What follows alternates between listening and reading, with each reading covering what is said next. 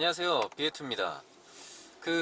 월세에 대해서 좀 얘기를 해보려고 하는데요. 베트남 부동산이 제가 지난번에 말씀드렸듯이 이제 반등을 시작했다라고 말씀을 드렸는데, 물론 이제 부동산뿐만은 아닙니다.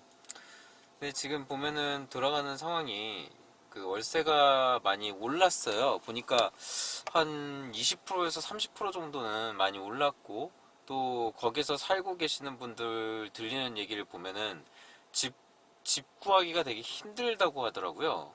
집이 부족하고, 또 뭐 예를 들어 코로나가 이제 시국이 끝나고 뭐 한국에서 이제 사람들이 많이 밀려오고, 또 이제 한국뿐만이 아니라 뭐 전 세계 외국인들이 많이 오겠죠. 뭐 관광으로 오는 사람도 있을 거고, 뭐 일적인 부분, 뭐 숙소라든지 뭐 이런 것 때문에 이제 파견직으로 오는 주재원들, 각국에 뭐 그런 사람들이 되게 많이 온다고 합니다. 그래서 뭐 이런 사람들이 집 구하기 힘들어지고, 또 갑자기 이제 또 올리다 보니까 또 이사 시즌도 맞물리고 하니까 많이 지금 집이 부족한 실정이에요. 그래서 지금 보면은 이제 이자도 많이 고금리로 이제 가고, 금리가 계속 오를 걸로 예상이 되고, 가뜩이나 기본적으로 기본 베이스가 한국보다 베트남의 이자가 더 높기 때문에, 베트남 쪽에 이제 입장에서, 베트남 사람의 입장에서 봐도 이자 금리 이상으로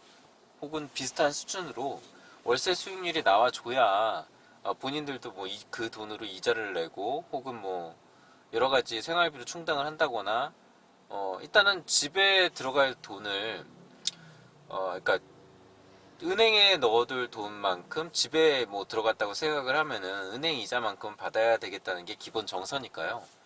그래서 이자는 이제 금리가 올라갈수록 월세에 대한 개념이 점점 좀 오를 것 같아요. 근데 이거는 약간 한국이랑 좀 틀려요. 한국은 이자가 높다고 해서 월세가 오르기는 어려워요. 왜냐면은 전세가 있고, 그 전세라는 시스템이 이제 베트남에는 없기 때문에, 전세가 있어도 그 전세의 목돈을 이미 누군가가, 그러니까 갖고 있고, 그걸 또 충당을 해야 집이 빠져나가고 이게 회전이 되는 거니까, 한국 같은 경우에는 전세를 월세로 하기가 굉장히 힘들 거예요. 왜냐면은 전세를 뭐 끼고 집을 샀든, 혹은 전세금을 받고 그 돈을 다른 데 투자해서 다른 돈에 묶여 있든, 혹은 뭐 전세로 들어오는 조건을 그 돈으로 다른 데 갈아타는 데 썼다는 식으로, 자금의 이제 원활한 흐름에 있어서 전세가 들어와 주지 않는다면은 월세로 충당한다고 해서 그 사람들의 수익률을 충당할 수가 없기 때문에 여러모로 곤란한 점이 많을 겁니다. 반면에 베트남은 이제 그런 부분이 없어요.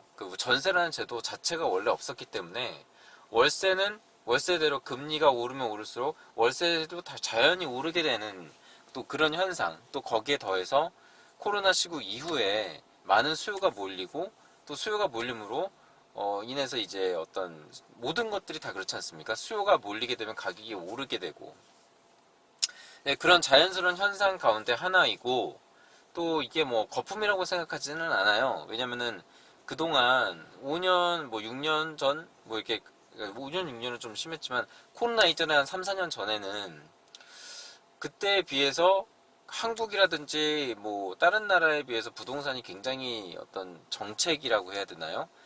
가격의 어떤 변동폭이나 이런 것들이 없었고, 월세 같은 경우에는 오히려 좀 많이 줄어들었어요. 왜냐면은 뭐 자국 내 어떤 정책을 한 게 아니라 시장이 돌아가는 그대로로 그냥 두었기 때문에, 베트남 같은 경우에는.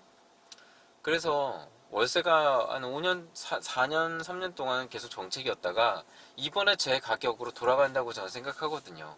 왜냐면은 투자나 뭐 이런 것들이 한 몇 년 전, 그러니까 코로나 이전에 이루어졌지만 그동안의 어떤 가격 상승세를, 물가 상승률에 맞게 올라가지를 못했기 때문에 이번에 본격적으로 이제 시동을 건 거라고 생각하고, 또 제가 볼 때는 앞으로도 월세 수익률은 글쎄요, 한 6%에서 7% 정도는 유지를 해줄 거라고 생각해요. 어떻게 보면은 뭐 베트남에 국한되는 게 아니라 전 세계적으로 봤을 때도 이 정도 수익률이면은 월세 수익률로 상당히 높은 수익률이라고 보거든요.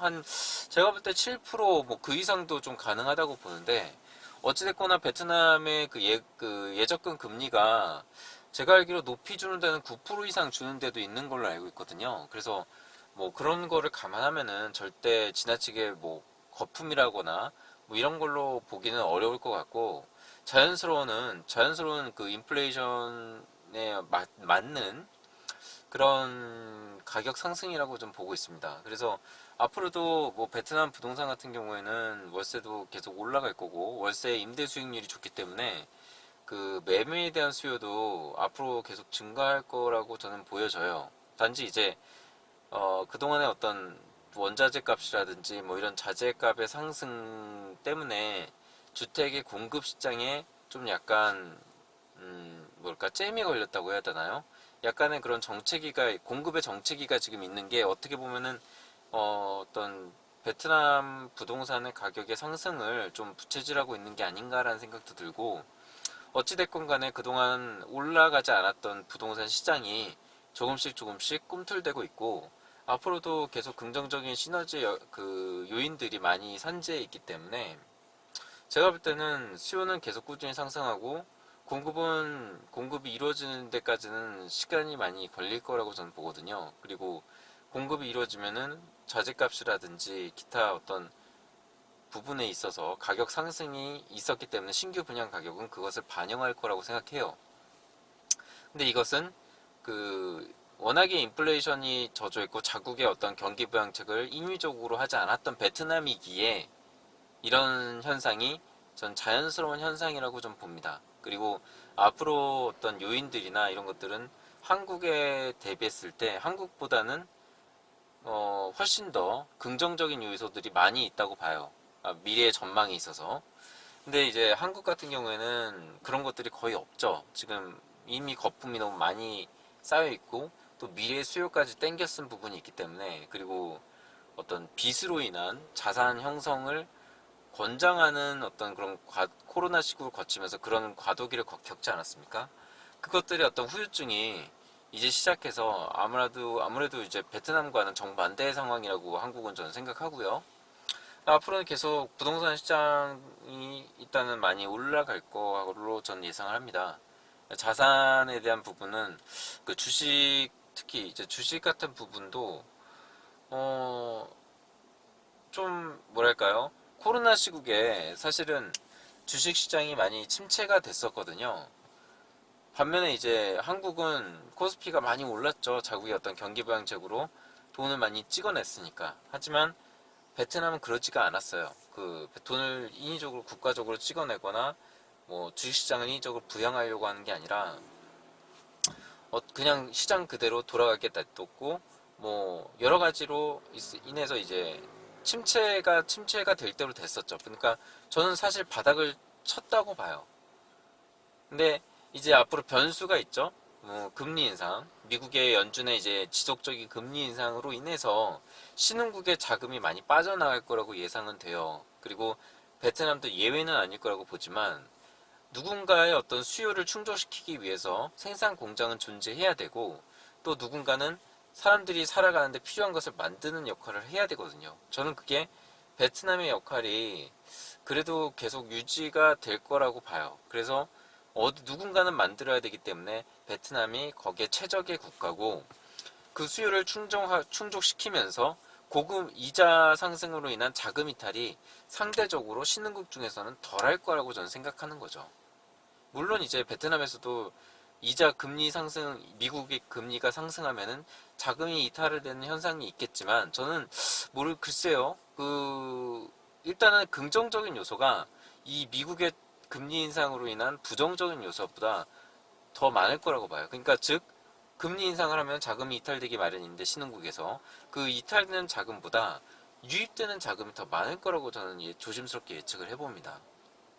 왜냐면은 이제 설비 투자라든지 기타 해야 될 것들이 되게 많이 산재해 있고, 또 지금 전 세계 국가를 통틀어서 그나마 좀 안정적으로 중국을 대체할 만한 생산기지 역할을 해낼 국가가, 제가 볼 때는 베트남이 가장 최적의 국가이기 때문에 금리 인상으로 이탈되는 자금보다 유입되는 자금이 더 많을 거라고 생각을 해요. 그래서 뭐 상대적으로 신흥국이 뭐 금리 상승기에는 가장 위험하다고는 하지만 베트남은 긍정적인 요소가 위험적인 요소를 더 상쇄할 정도로 더 큰 유입이 있을 거라고 저는 예상을 하기 때문에 잘 견뎌낼 수 있을 거라고 저는 예상을 합니다. 그래서 뭐 부동산도 그렇고 주식도 그렇고 부동산이 이미 지금 많이 어떤 이사 시즌과 더불어서 이제 두각을 나타내고 있기 때문에 제가 서두에 좀 말씀을 드렸던 거고요.